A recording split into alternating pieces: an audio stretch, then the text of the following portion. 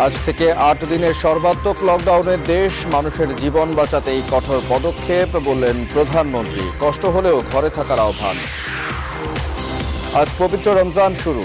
জামাতে নামাজে ২০ জনের বেশি নয়। ভার্চুয়াল পহেলা বৈশাখ বরণ। রোজা ও বাংলা নববর্ষে প্রধানমন্ত্রীর শুভেচ্ছা। লকডাউনে বন্ধ থাকবে অফিস আদালত, গণপরিবহন। জরুরি প্রয়োজনে বের হতেও লাগবে মুভমেন্ট পাস। ৩ ঘন্টা খোলা থাকবে ব্যাংক। করোনায় মৃত্যুর মিছিলে যোগ হলো আরও ৬৯ জন। লকডাউনের আগে রাজধানী ছাড়ার হিড়িক। ফ্লাইট বন্ধে দেশে আটকা হাজারো অভিবাসী কর্মী। করোনা আক্রান্ত খালেদা জিয়া ভালো আছেন জানালেন ব্যক্তিগত চিকিৎসক। লকডাউনের নামে অকার্যকর শাটডাউন চলছে মন্তব্য মির্জা ফখরুলের। পুরোদমে এফসি কাপের প্রস্তুতি নিচ্ছে বসুন্ধরা কিংস। এশিয়ায় অবস্থান তৈরির লক্ষ্য। কিংসলের পাসপোর্ট জটিলতা দ্রুত সুরাহার আশা।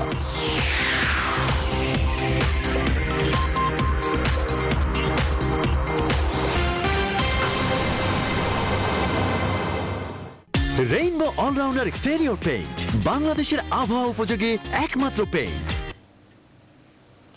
স্বাগত নিউজ 24 সংবাদে, আপনাদের সাথে আছি রাশেদ ইমাম। দেখছিলেন শিরোনাম, এবারে বিস্তারিত। করোনা নিয়ন্ত্রণে আজ সকাল থেকে কঠোর লকডাউনে যাচ্ছে সরকার। টানা ৮ দিনের এই লকডাউনে দেশবাসীকে সরকারের দেয়া ১৩ দফা নির্দেশ মানতে হবে।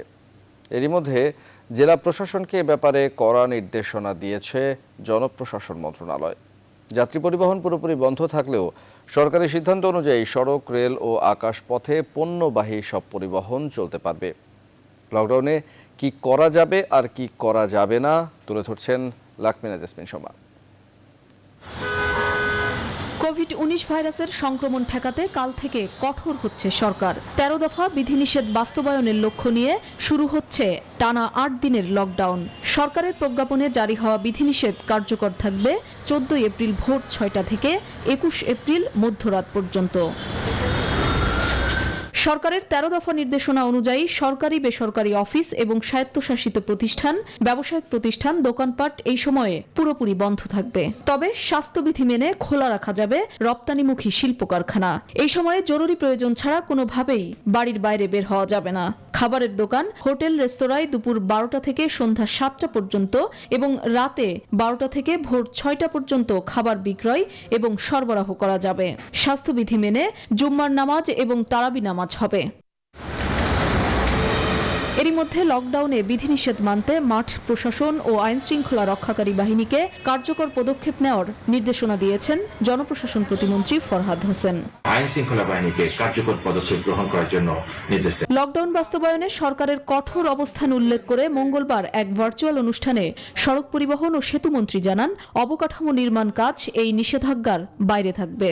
বর্ষাকাল আসার আগেই রাস্তাগুলো সচল করতে হবে।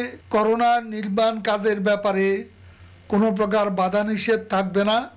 যাত্রী পরিবহন পুরোপুরি বন্ধের নির্দেশনা দিলেও লকডাউনে সড়ক, রেল ও আকাশপথে পণ্য পরিবহনের সুযোগ থাকবে। জীবন এবং জীবিকা এই দুটোকেই যাতে আমরা অব্যাহতভাবে চালু রাখতে পারি, সেই ব্যাপারে আমাদের বিশেষ করে মাল পরিবহনের ক্ষেত্রে লকডাউনে স্বাস্থ্যবিধি না মানলে সংক্রামক ব্যাধি আইন অনুযায়ী ব্যবস্থা নেবে সরকার। লাকমিনা জেসমিন সোমা, নিউজ 24, ঢাকা। প্রধানমন্ত্রী শেখ হাসিনা বলেছেন, করোনার প্রবল সংক্রমণের মধ্যে মানুষের জীবন বাঁচানোকেই সর্বোচ্চ গুরুত্ব দিচ্ছে সরকার। আর এ কারণেই লকডাউনের মতো কঠোর সিদ্ধান্ত নিতে হয়েছে। তিনি বলেছেন, এর ফলে জীবন জীবিকায় কিছুটা অসুবিধা হলেও আতঙ্কিত হওয়ার কারণ নেই। তিনি জানান, ক্ষতিগ্রস্ত দরিদ্র ও নিম্নবিত্তদের জন্য সহায়তা কার্যক্রম গ্রহণ করেছে সরকার। বাংলা নতুন বছরের প্রাক্কালে জাতির উদ্দেশ্যে দেয়া ভাষণে এসব জানান প্রধানমন্ত্রী শেখ হাসিনা। শাহ আলী জয়ের রিপোর্ট। এবারও বাংলা নতুন বছর আসছে মহামারী করোনা ভাইরাসের ঊর্ধ্বমুখী সংক্রমণের মধ্যে।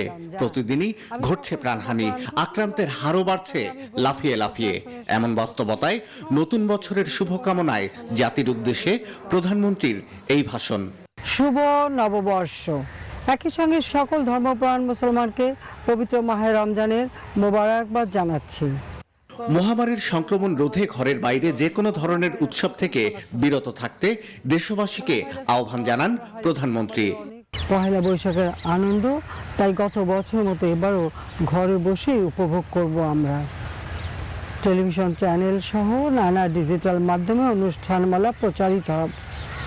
সেসব অনুষ্ঠান উপভোগ ছাড়াও আমরা নিজেরাও পরিবারের সদস্যদের নিয়ে ঘরোয়া পরিবেশে আনন্দ উপভোগ করতে পারি। মানুষের জীবন বাঁচানোর যুদ্ধে দেশের অর্থনীতি এবং সাধারণের জীবিকা যেন ভেঙে না পড়ে সেদিকে সরকারের কঠোর দৃষ্টি রয়েছে, জানান সরকার প্রধান। আপনারা দেখছেন কোনোভাবেই সংক্রমণ ঠেকানো যাচ্ছে না। জনস্বাস্থ্য বিশেষজ্ঞদের পরামর্শে তাই আমাদের আরও কিছু কঠোর ব্যবস্থা নিতে হচ্ছে। আমি জানি এর ফলে অনেকেরই জীবন জীবিকার অসুবিধা হবে, কিন্তু আমাদের সকলকেই মনে রাখতে হবে মানুষের জীবন সর্বাগ্রে। আপনাদের শঙ্কিত হওয়ার কোনো কারণ নেই, সরকার সব সময় আপনাদের পাশে রয়েছে। দ্বিতীয় ঢেউ আঘাত হানার পর আমি দরিদ্র নিম্নবিত্ত মানুষদের সহায়তার জন্য কার্যক্রম গ্রহণের নির্দেশ দিয়েছি। করোনা মোকাবেলায় ঢাকার বাইরেও দেশ জুড়ে বাড়ানো হয়েছে চিকিৎসা সুবিধা, বেড়েছে আইসিইউ এর সংখ্যা।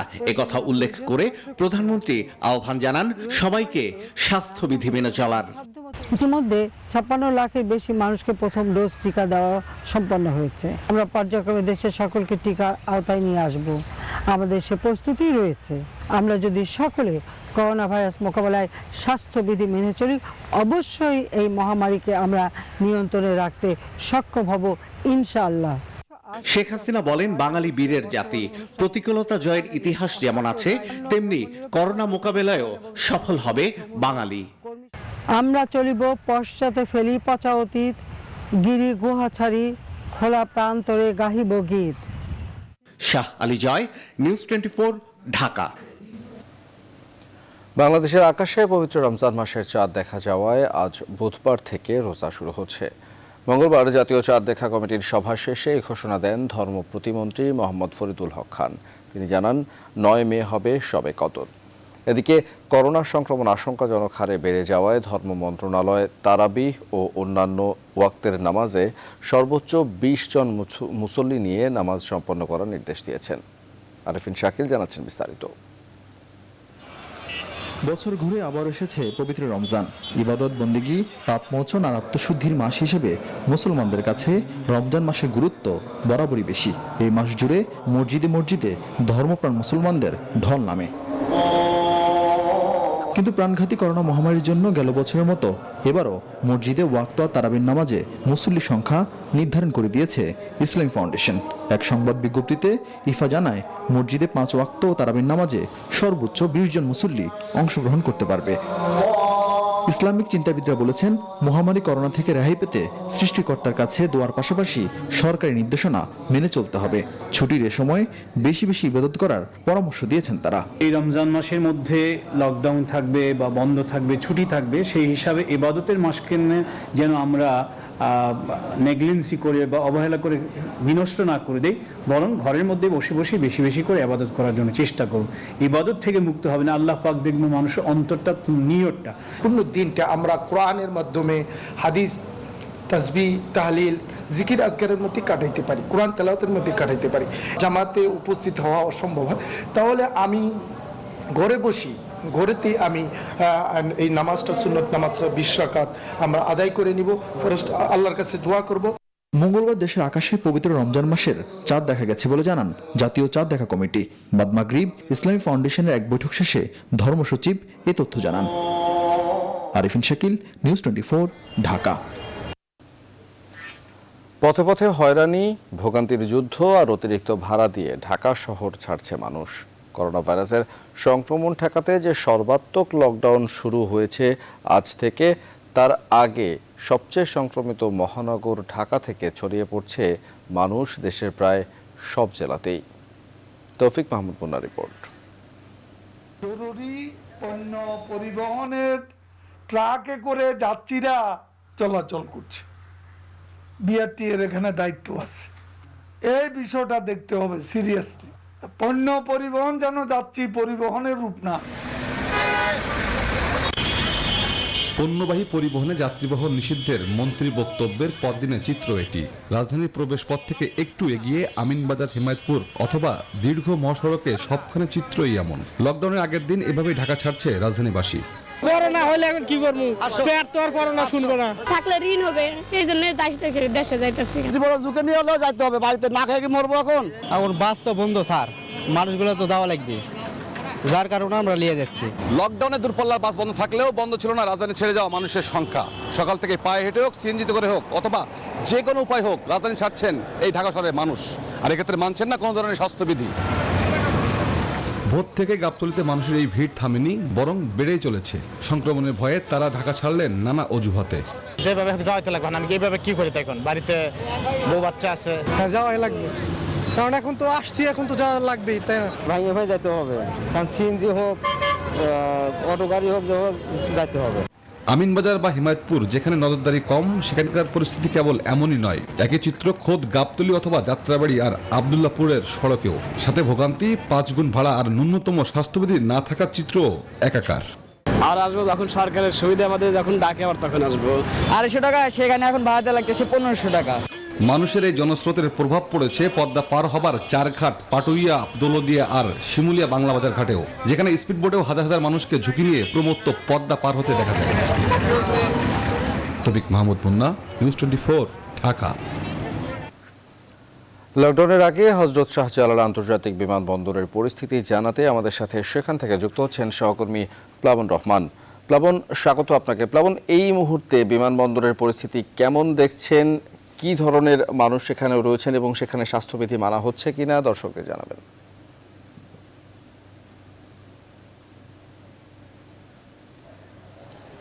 আসলে এই রাতে আপনি অবাক হবেন, আসলে মানে ঈদের আগের মতো অবস্থা। আসলে অনেক মানুষের ভিড়, সবাই আসলে অপেক্ষা করছেন তাদের আত্মীয় স্বজন যারা অভিবাসী বিভিন্ন দেশে থাকেন তারা ফিরছেন লকডাউনের আগ মুহূর্তে। এবং তার চেয়েও বড় বিষয়, 8টি ফ্লাইট এই লকডাউনের আগ মুহূর্তে নামার কথা ছিল, তার আগে আমরা যতটা জানতে পেরেছি 10টিরও বেশি ফ্লাইট, 12-13টি ফ্লাইট একসাথে নেমেছে। সে কারণে আসলে ইমিগ্রেশনে অনেক বেশি চাপ। সে কারণে যারা এরই মধ্যে ল্যান্ড করেছেন তারা আসলে বাইরে বের হতে আসলে সময় লাগছে। একটু দেখাতে চাই ক্যামেরার ফ্রেমে, দেখতে পাচ্ছেন অনেক মানুষ বাইরে বিভিন্ন জেলা থেকে এসেছেন। এবং এখানে আমরা স্বাস্থ্যবিধি বলতে যতটা অনেকে বেশিরভাগ মুখে আসলে মাস্ক দেখছি, কিন্তু সামাজিক দূরত্ব যে বিষয়টি সেটি আমরা আসলে একেবারেই দেখছি না। একরকম আনন্দঘন পরিবেশ সেটি বলতে পারেন, কারণ যারা আসলে ফিরছেন তারা প্রিয়জনকে কাছে পেয়ে একরকম হাসি মুখে এয়ারপোর্ট ছেড়ে যার যার গন্তব্যে কিন্তু যাচ্ছেন। আপনি জানেন যে লকডাউনের পরে, লকডাউন শুরু হওয়ার থেকে আসলে অভ্যন্তরীণ ফ্লাইট, আন্তর্জাতিক ফ্লাইট সব কিন্তু বন্ধ থাকবে। সে কারণে অনেকে ধারণা করছেন যে 7 দিন তারপরে এটি হয়তো ঈদ পর্যন্ত গড়াতে পারে। সে কারণে তারা শেষ মুহূর্তে আসলে বিভিন্ন দেশ থেকে ফিরছেন। এর মধ্যে আমরা দেখেছি যে কুয়ালালামপুর, দুবাই, জেদ্দা থেকে আসলে অনেকেই ফিরেছেন। আমরা দু একজনের সঙ্গে কথা বলি যারা আসলে এখনো অপেক্ষা করছেন। একটু কথা বলি ভাই, আপনি যার জন্য অপেক্ষা করছেন ফিরেছে কিনা এখনো? হ্যাঁ, নামছে, কিন্তু এখনো মানে বের হইতে পারতেছে না। অনেক নাম, 8টার সময় আসছি, এখন বাজে প্রায় 1টার বেশি। মানে কেন হঠাৎ করে ফিরলো ওই করোনার জন্য আর কি, করোনার পরে সামনে লকডাউন, এর জন্য আর কি ফিরছে। আচ্ছা, পরে ফেরা যাবে না? না, পরে হয়তো ঈদ করতে হবে জন্য আসছে নাকি? না, ঈদ আছে, আবার মনে করেন মানে করোনার জন্য বেশিরভাগ আর কি। অনেক ধন্যবাদ। শুনছিলেন রাশেদ, আসলে মানে সবকিছু মিলিয়ে লকডাউনের সময়ে কিংবা যদি ঈদ পর্যন্ত গড়ায়, সে কারণেই অনেকে ঈদ করতে আসছেন। এই লকডাউনের সময় যদি আন্তর্জাতিক ফ্লাইট একই সঙ্গে এই ফ্লাইটগুলো বন্ধ থাকলে অনেকে ফিরতে পারবেন না, সেই আশঙ্কায় তারা তড়িঘড়ি করে একরকম ফিরছেন। তো মোটামুটি এই রাতেও লোকারণ্য এই শাহজালাল আন্তর্জাতিক বিমানবন্দর, যেখানে স্বাস্থ্যবিধির বালাই নেই বললে চলে, সামাজিক দূরত্ব আমরা দেখছি না। ঘরে ফেরার মতো করে মানুষ এয়ারপোর্ট থেকে আসলে যার যার গন্তব্যে এখান থেকে ফিরছেন। তো এই ছিল আমার কাছে এই রাতে শাহজালাল আন্তর্জাতিক বিমানবন্দর থেকে সবশেষ খোঁজখবর। প্লাবন, ধন্যবাদ আপনাকে সংযুক্ত হওয়ার জন্য। দর্শক, সহকর্মী প্লাবন রহমান আমাদের দেখাচ্ছিলেন হযরত শাহজালাল আন্তর্জাতিক বিমানবন্দরে মানুষের উপচে পড়া ভিড়ের সবশেষ চিত্র। লকডাউনে কাউকে ঘরের বাইরে যেতে দেয়া হবে না বললেন পুলিশের মহাপরিদর্শক বেনজির আহমেদ। মঙ্গলবার সকালে রাজারবাগ পুলিশ লাইনে লকডাউনে পুলিশের মুভমেন্ট পাস অ্যাপসের উদ্বোধনী অনুষ্ঠানে তিনি কথা বলেন। আইজিপি করোনা ঠেকাতে লকডাউনের বিধি নিষেধ মেনে চলার আহ্বান জানিয়ে বলেন, আগামীকাল বিনা প্রয়োজনে কাউকে সড়ক, রাস্তাঘাট এবং বাইরে দেখতে চায় না, তবে জরুরি প্রয়োজনে বাইরে চলাচলের জন্য মুভমেন্ট পাস ব্যবহার করতে হবে। অবশ্যই আমাদের অপ্রয়োজনীয় মুভমেন্ট বন্ধ করতে হবে। আগামীকাল থেকে আমরা রাস্তাঘাটে কাউকে দেখতে চাই না বিনা প্রয়োজনে। আর বিনা প্রয়োজন মানে কি, প্রয়োজন আছে কিনা সেটা তাকে জাস্টিফাই করতে হবে। এই বিষয়ে আমরা দেশবাসীর সহযোগিতা চাই। কোনো প্রয়োজনে বেরোতে হয়, অতি প্রয়োজন যদি বাইরে বেরোতে হয় অবশ্যই মাস্ক পরতে হবে, দ্রুততম সময়ের মধ্যে বাসায় ফিরে যেতে হবে। এবার করোনা পরিস্থিতি। লাগামহীন করোনায় আক্রান্ত আর মৃত্যুর বাড়ছে। গেল 24 ঘন্টায় সারা দেশে আক্রান্ত শনাক্ত হয়েছে 6028 জন, মৃত্যু হয়েছে 69 জনের। হাসপাতালগুলোতে শয্যা ফাঁকা নেই গুরুতর রোগীদের জন্য আইসিইউ। এমত অবস্থায় আক্রান্ত রোগী কমানোর পাশাপাশি শুরু থেকেই চিকিৎসা সেবা নিশ্চিতের মাধ্যমে মৃত্যু কমাতে চায় হাসপাতালগুলো। রিশাদ হাসান জানাচ্ছেন বিস্তারিত। করোনা ভাইরাসের বিরুদ্ধে ব্যাপক হারে যুদ্ধ চিকিৎসক, নার্স ও স্বাস্থ্যকর্মীদের। প্রতিদিনে হাসপাতালে বাড়ছে রোগীর চাপ। এই চাপ সামাল দিতে হিমশিম খাচ্ছে রাজধানীর বিভিন্ন হাসপাতাল। গেল 24 ঘন্টায় সারা দেশে আক্রান্ত শনাক্ত হয়েছে 6028 জন, মৃত্যু মিছিলে যোগ হয়েছে আরও 69 জন। প্রতিদিন ঊর্ধ্বমুখী করোনা রোগীর সংখ্যা ভাবাচ্ছে স্বাস্থ্যসেবা বিভাগকেও।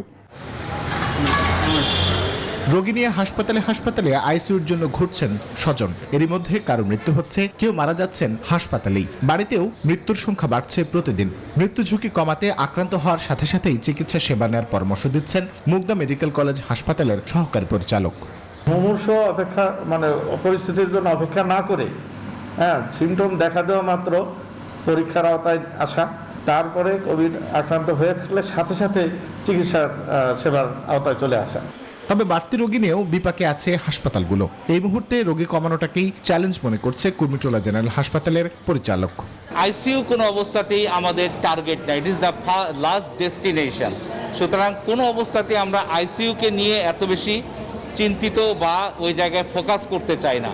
আমরা সবচেয়ে বেশি ফোকাস করতে চাই রোগী যেন তৈরি না হয়, আমাদের সংক্রমণটা যেন কম হয়। মহামারী মোকাবেলায় রোগীর স্বজনদের কেবিন সহ হাসপাতালের নানা সুযোগ সুবিধা চাওয়ার মানসিকতাও পরিবর্তন আনা জরুরি বলে মনে করছে হাসপাতাল কর্তৃপক্ষ। রিশাদ হাসান, নিউজ 24, ঢাকা। করোনা ভাইরাসে আক্রান্ত বিএনপি চেয়ারপারসন ও সাবেক প্রধানমন্ত্রী খালেদা জিয়ার শারীরিক অবস্থা ভালো রয়েছে। আজ মঙ্গলবার বিকেলে খালেদা জিয়ার ব্যক্তিগত চিকিৎসক আল মামুন এই কথা জানিয়েছেন। এর আগে বিএনপি মহাসচিব মির্জা ফখরুল ইসলাম আলমগীর গুলশান কার্যালয়ে দলের সংবাদ সম্মেলনেও একই কথা জানান। আরও জানাচ্ছেন মারুফা রহমান। মঙ্গলবার বিকেলে করোনা আক্রান্ত বিএনপি চেয়ারপারসন খালেদা জিয়ার শারীরিক পরীক্ষা নিরীক্ষার জন্য গুলশানের বাসভবন ফিরোজায় আসেন ব্যক্তিগত চিকিৎসক আল মামুন। খালেদা জিয়ার করোনা চিকিৎসার প্রধান সমন্বয়কারী যুক্তরাজ্যে থাকা পুত্রবধূ ডক্টর জোবাইদার সমন্বয়ে মেডিকেল টিম 48 ঘন্টা পর পর খালেদা জিয়ার শারীরিক পরীক্ষা করছেন। তারই অংশ হিসেবে ডাক্তার মামুন আজও বিভিন্ন নমুনা নিয়েছেন। তবে তার মতে খালেদা জিয়ার শারীরিক অবস্থা এখনো পুরোপুরি স্বাভাবিক। তাহলে পঞ্চম দিন আজকে, পঞ্চম দিন করোনা আক্রান্ত খবর, পঞ্চম দিন। আল্লাহর রহমতে এখন পর্যন্ত ম্যাডাম সম্পূর্ণরূপে সুস্থ আছে। তার কোনো ধরনের কোনো উপসর্গ, জ্বর, গলা ব্যথা, শ্বাসকষ্ট, শারীরিক দুর্বলতা, মুখের রুচি, নাকের ঘ্রাণ সব ঠিক আছে, কোনো ধরনের কোনো সমস্যা নেই। তার কোনো এখন ভালো আছে। আজকে আমরা ব্লাড টেস্ট করছি তার রিস্ক অ্যাসেসমেন্ট করার জন্য আর কি। এর আগে বিএনপি চেয়ারপারসনের কার্যালয়ে এক সংবাদ সম্মেলনেও খালেদা জিয়ার সর্বশেষ শারীরিক অবস্থার কথা জানান দলের মহাসচিব মির্জা ফখরুল ইসলাম আলমগীর। একই অবস্থা তিনি স্টেবল আছেন এবং আমরা আশা করছি ইতিমধ্যে তার চিকিৎসা শুরু হয়েছে। আমরা আশা করছি আল্লাহ তাআলাকে দোয়া করছি সবসময়, ওটা দেশের মানুষ দোয়া করছে যে তিনি যেন অতি দ্রুত সুস্থ হয়ে ওঠেন। সংবাদ সম্মেলনে বিএনপি মহাসচিব আরো বলেন, লকডাউনের নামে জনগণের উপর অকার্যকর শাটডাউন চাপানো হয়েছে। লকডাউনটাকে নাম হিসেবে ব্যবহার করছে, কিন্তু যেটা এখন পর্যন্ত আমরা দেখছি যে অকার্যকর একটা শাটডাউন করছে। কোনো পরিকল্পনা নেই, কোনো রোড ম্যাপ নেই। এই যে 7 দিন দিয়েছে, এরপরে কি হবে? মারুফা রহমান, নিউজ 24, ঢাকা। সেই কারণে রাজনৈতিক ও প্রশাসনিক চাপের পর চট্টগ্রামে এক ব্যাংক কর্মকর্তার আত্মহত্যা। ভুক্তভোগী পরিবারের অভিযোগ, এই আত্মহত্যা চাপ সৃষ্টির পেছনে আছে এক হুইপ পুত্র ও তার সহযোগীরা। এ ঘটনায় স্ত্রী বাদী হয়ে 4 জনকে আসামি করে মামলা করেছে, কিন্তু 5 দিনে একজন আসামিও গ্রেফতার হয়নি। পুলিশ বলছে তদন্ত করে আসামিদের ধরার উদ্যোগ নেওয়া হবে। তবে চট্টগ্রামের নাগরিক সমাজের প্রতিনিধিদের শঙ্কা, প্রভাবশালীরা জড়িত থাকায় ন্যায় বিচার ব্যাহত হতে পারে। চট্টগ্রাম থেকে নয়ন বড়ুয়া জয়ের পাঠানো তথ্য ছবিতে প্রেস রিপোর্ট। 2019 সালের 28শে মের সিসিটিভি ফুটেজ। পার্কিং এলাকায় দুটি গাড়ি থেকে ফিল্মি স্টাইলে নামেন কয়েকজন যুবক। গাড়িতে বসা ছিলেন এক হুইপ পুত্র ও আরশাদুল আলম বাচ্চু। তাদের সহযোগী পারভেজ ইকবাল, রিয়াদ সহ কয়েকজন ওই ভবনের মোর্শেদের ফ্ল্যাটে গিয়ে তাণ্ডব চালায়। এই ভবনের 7 তলায় আত্মহত্যার আগ পর্যন্ত বসবাস করতেন একটি বেসরকারি ব্যাংকের ব্রাঞ্চ ম্যানেজার আব্দুল মোর্শেদ। গত 7 এপ্রিল তিনি নিজ বাসায় আত্মহত্যা করেন, যেখানে সুইসাইড নোটও লিখে যান মোর্শেদ। প্রশ্ন হলো, কেন তাকে আত্মহত্যা করতে হলো বা কারা বাধ্য করলো? নিহতের স্ত্রীর দাবি, একটি প্রভাবশালী চক্রের চাপে মোর্শেদ আত্মহত্যা করতে বাধ্য হয়েছেন। এত মানুষের হুমকি হামকি পেতে পেতে পেতে পেতে এবং ওদের চাপে আরো কি ফাঁদে পড়ে যাচ্ছে, আরো কি গর্তে পড়ে যাচ্ছে, এই সব মিলাই কিন্তু আজকে 7 তারিখেও এত ভয়াবহ একটা ডিসিশন নিল। এদিকে ইউটিউবে ভাইরাল হওয়া একটি ভিডিওতে ভুক্তভোগীর স্ত্রী দাবি করছেন গাড়িতে বসা ছিল হুইপ পুত্র এবং তার সাঙ্গপাঙ্গরা। পারভেজ তো ছিলই, পারভেজ ছিল, ফুটেজেও আপনি দেখতে পারবেন। এবং ওখানে নিচে উনি গাড়ি যেটা বসেছিল সেই গাড়ির পেছনে নেম প্লেট ছিল না, নেম প্লেট নাই গাড়িটার মধ্যে। ওই গাড়ির ভেতরে আশার বাচ্চু আর শ্যারন বসা ছিল, আশাদ বাচ্চু আর শ্যারন বসা ছিল। কারা চাপ দিচ্ছিল এই প্রসঙ্গে একটি অডিও রেকর্ড পরিবারের পক্ষ থেকে দেওয়া হয়েছে। জি, আমার নাম রাসেল। জি জি, রাসেল ভাই, সালাম আলাইকুম, কেমন আছেন? আপনাকেও চিটাং টাউনে থাকতে হবে, আমিও চিটাং টাউনেই থাকতে হবে। জি জি জি। তো ওর সাথে কথা একটা বললেন, আপনার এই ধরেন 3 মাস 4 মাস লুকাইতে থাকলেন, 3 মাস পরে ট্রান্সফার হয়ে চলে যাবে, কাহিনী শেষ, ঠিক না? আমি তো কোথাও ট্রান্সফার হয়ে যাবো না আপনাদের। জি জি, ডেফিনেটলি ডেফিনেটলি। চিটাং এর ছেলে, আমি চিটাংয়েই থাকবো। জি। তো আমার সাথে এগুলি করলে বিপদ হয়ে যাবে। আব্দুল মোর্শেদের স্ত্রী ইরশাদ জাহান জানান, কয়েক বছর আগে ব্যবসার কাজে 25 কোটি টাকা ধার নেয় মোর্শেদ। তবে 2018 সালের মধ্যে এই ধারের টাকা লভ্যাংশ সহ 38 কোটি টাকা পরিশোধ করেছেন, কিন্তু এরপরও তারা টাকার জন্য চাপ দিতে থাকেন।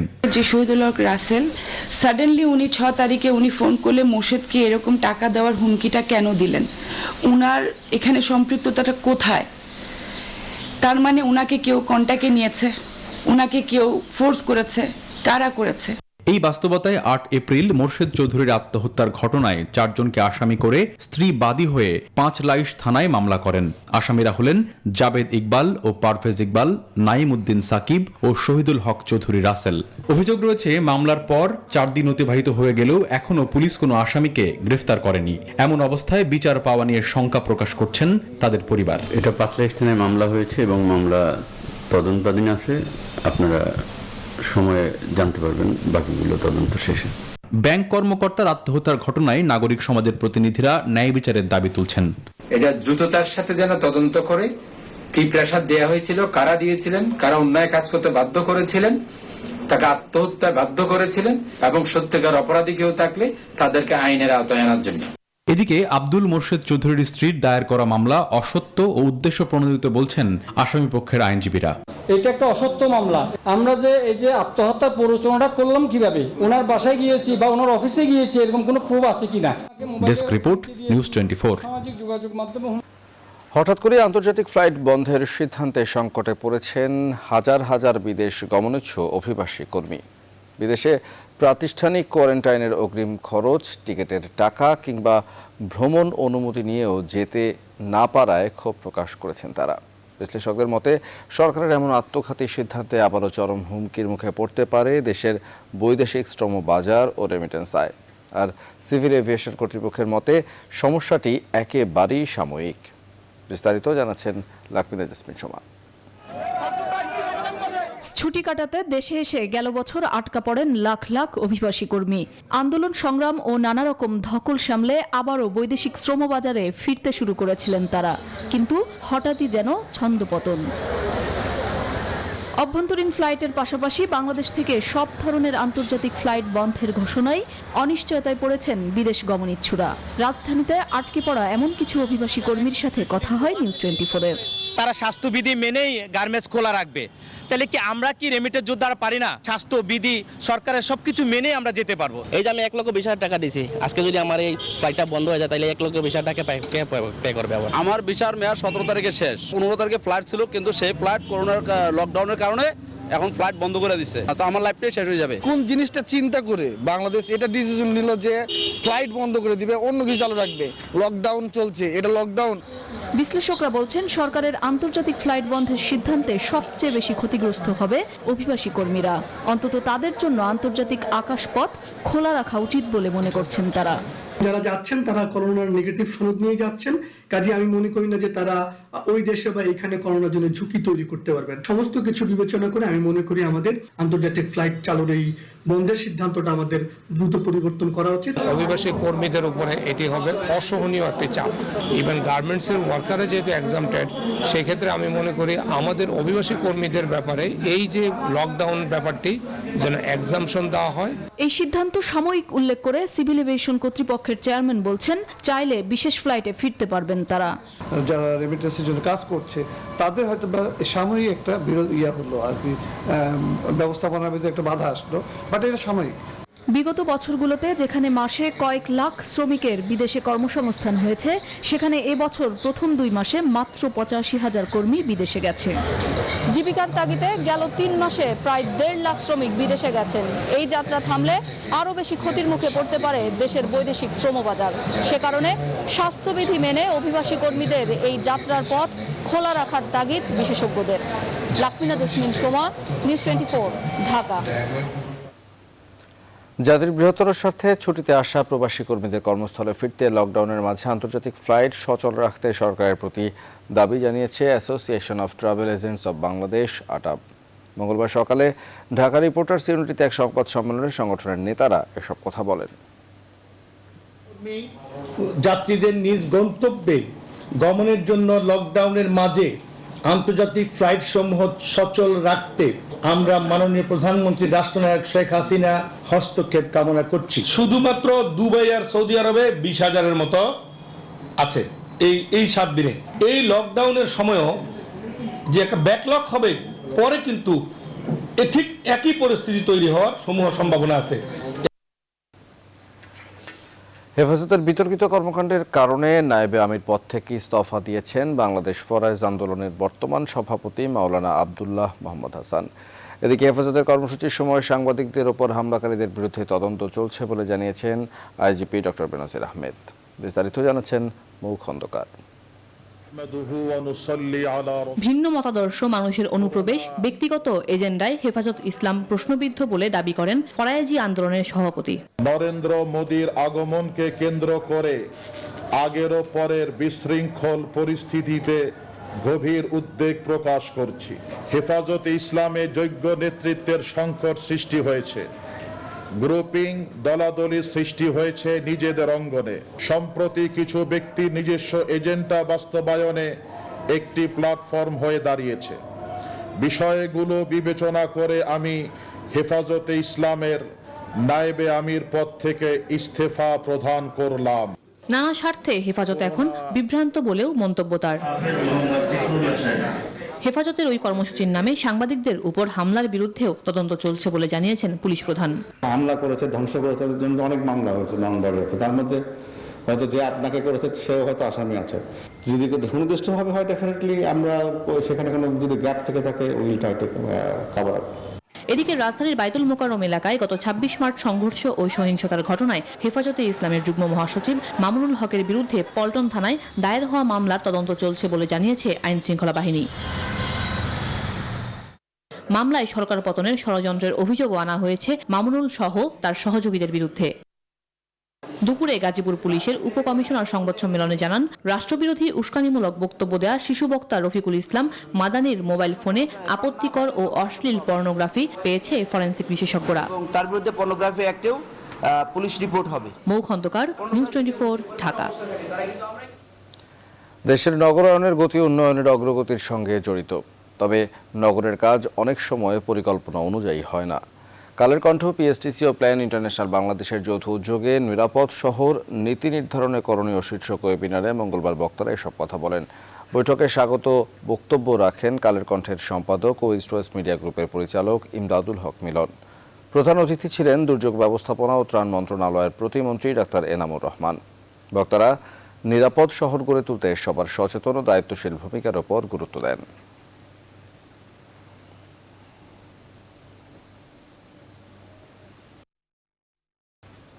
এবারে ফার্স্ট সিকিউরিটি ইসলামী ব্যাংক অর্থ বাণিজ্যের সংবাদ।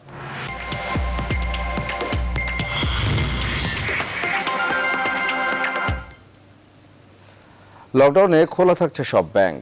সকাল 10টা থেকে দুপুর 1টা পর্যন্ত ব্যাংক খোলা রাখার নির্দেশনা দিয়েছে কেন্দ্রীয় ব্যাংক। মঙ্গলবার সকাল থেকে ঘন্টার পর ঘন্টা লাইনে দাঁড়িয়ে সেবা নিতে হয় গ্রাহকদের। অবশেষে মন্ত্রিপরিষদ বিভাগের নির্দেশনার পর সন্ধ্যায় কেন্দ্রীয় ব্যাংক জানিয়েছে খোলা থাকছে সব ব্যাংক। সুলতান আহমেদের প্রতিবেদন।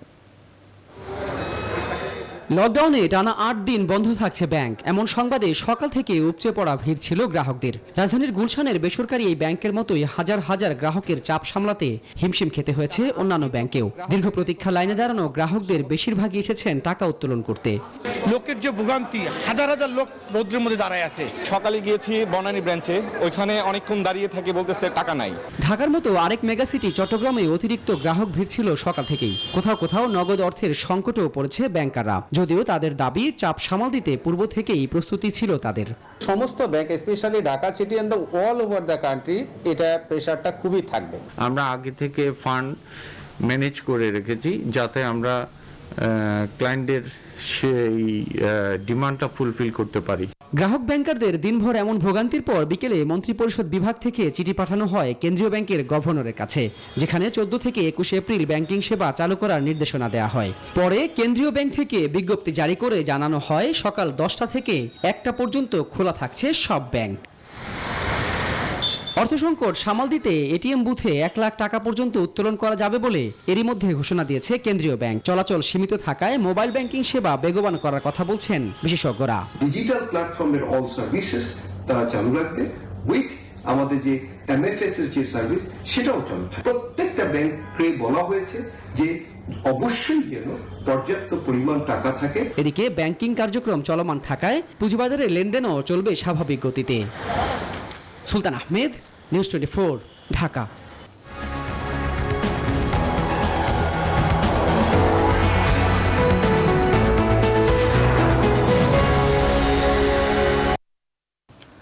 সাবেক বিরোধী দলীয় নেত্রী ও প্রধানমন্ত্রী বেগম খালেদা জিয়ার আরোগ্য ও সুস্থতা এবং দীর্ঘায়ু কামনায় মনফালকনে গরিজিয়া শাখা ইতালি বিএনপির উদ্যোগে এক ভার্চুয়াল দোয়া মাহফিল অনুষ্ঠিত হয়েছে।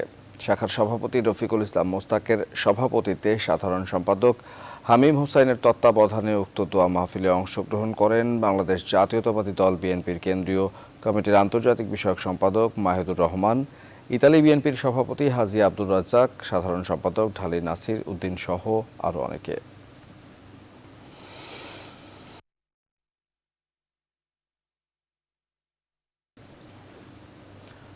বাংলাদেশ ও যুক্তরাষ্ট্রের মধ্যকার সহযোগিতার সম্পর্ক আরও জোরদারের উপর গুরুত্ব দিয়েছেন মার্কিন কংগ্রেসের 2 প্রভাবশালী সদস্য। স্বাধীনতার সুবর্ণ জয়ন্তী ও মুজিব বর্ষ উপলক্ষে স্থানীয় সময় সোমবার যুক্তরাষ্ট্রের পেনসিলভেনিয়া স্টেটের ফিলাডেলফিয়া সিটিতে ক্র্যান কমিউনিটি সেন্টারে এক অনুষ্ঠানে বাংলাদেশিদের জীবনমানের উন্নয়নে একযোগে কাজ করার অঙ্গীকার করেন মার্কিন কংগ্রেসম্যান ডুইট ইভান্স এবং কংগ্রেস ওমেন মেরি গে স্ক্যানলন। প্রেসিডেন্ট বারাক ওবামার এশিয়া বিষয়ক উপদেষ্টা এবং ফিলাডেলফিয়া সিটির সাবেক ডেপুটি মেয়র ডক্টর নুইনা আহমেদের সভাপতিত্বে সভায় যুক্তরাষ্ট্রে নিযুক্ত বাংলাদেশের রাষ্ট্রদূত এম শহীদুল ইসলামকে সংবর্ধনা দেওয়া হয়। অনুষ্ঠানে বক্তারা শেখ হাসিনার বিচক্ষণতাপূর্ণ নেতৃত্ব এবং লাখ লাখ রোহিঙ্গাদের আশ্রয় দেওয়ার প্রশংসা করেন।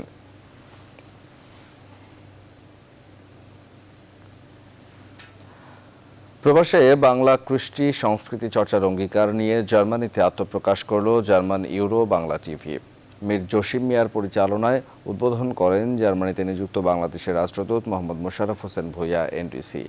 বিশেষ অতিথি ছিলেন ঢাকার সাবেক পুলিশ সুপার আসাদুজ্জামান ও জার্মান বাংলা প্রেস ক্লাবের সভাপতি খান লিটন।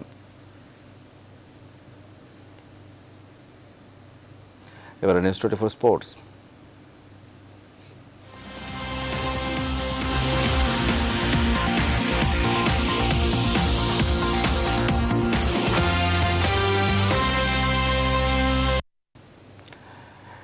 এএফসি কাপের প্রস্তুতি পুরো দমে চালিয়ে যাচ্ছে দেশের ফুটবল জায়ান্ট বসুন্ধরা কিংস।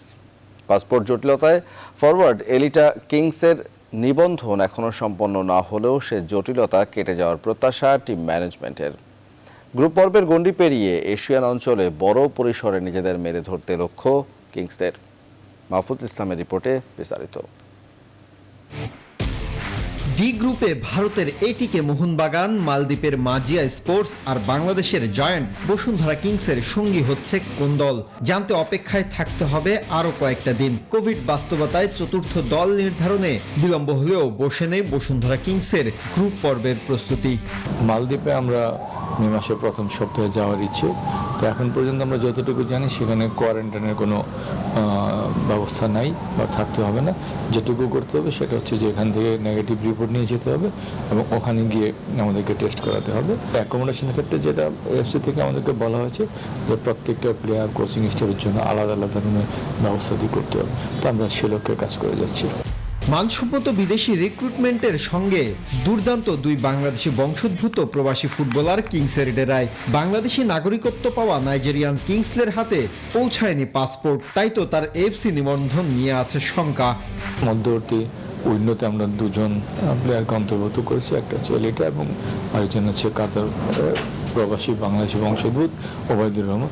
তো ওবায়দুর রহমানের নাম আমরা ইতিমধ্যেই এফসিতে পাঠিয়ে দিয়েছি অন্যান্যদের সাথে। আর এলিটার ব্যাপারটা, এলিটা যেহেতু এখনও পাসপোর্ট হাতে পাইনি, তো এলিটার নামটা আমরা এখনও পাঠাইনি। তবে একটা প্রভিশন আছে যে আমরা এফসি কাপ শুরু 7 দিন আগেও কারো নাম পাঠাতে পারবো, তো আমরা আশা করছি যে ওর মধ্যে আমরা হয়তো এলিটার পাসপোর্টটুকু পেয়ে যাবো। এবারের এফসি কাপে বাজিমাত করার প্রত্যাশা কিংসের। আগামী এফসি চ্যাম্পিয়ন্স লিগের স্লটে জায়গা করে নেয়াই মূল লক্ষ্য। এবার যদি এফসি কাপে আমরা ভালো রেজাল্ট করতে পারি, নকআউট স্টেজ যেতে পারি, তাহলে 2023-এ বাংলাদেশের জন্য এশিয়া স্লট পাওয়ার সম্ভাবনা আছে। তো সেই দৃষ্টিকোণ থেকে আমাদের সর্বাত্মক চেষ্টা থাকবে অন্তত পরের স্টেজে যাওয়ার। আগামী 14 মে মালদ্বীপের মাজিয়া স্পোর্টসের বিপক্ষে এফসি কাপে বসুন্ধরা কিংসের প্রথম ম্যাচ। মাহফুজুল ইসলাম, নিউজ 24, ঢাকা। শেষ করবো এখনকার সংবাদ, তার আগে শিরোনামগুলো আরও একবার।